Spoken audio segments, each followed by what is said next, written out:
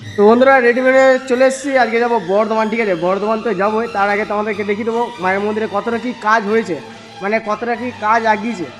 ঠিক আছে, অনেকটাই কাজ আগিয়ে গেছে। আর কী কী আছে, আর 2 তারিখে তো উদ্বোধন আছে, তোমরা সবাই জানো। তার সাথে তোমাদেরকে দেখাবো আজকে কী কী কাজ হয়েছে। আর তার মধ্যে তোমাদেরকে বলে দিই, এখানে আমাদের প্যান্ডেলে বাঁশ ফাঁস সব হয়ে গেছে।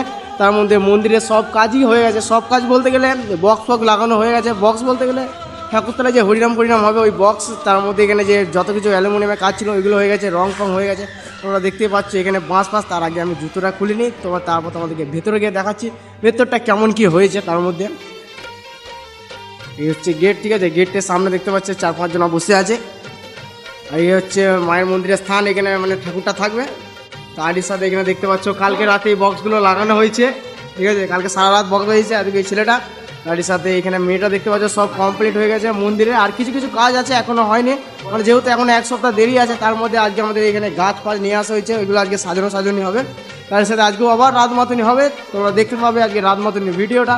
তার সাথে ভেতরটা কেমন হয়েছে, বাইরেটা কেমন হয়েছে তোমরা অলরেডি আমাকে কমেন্ট করে জানাবে। আর সামনের এই গেটটা এখনো লাগানো হয়নি, লাগানো হবে কিছুদিন পর।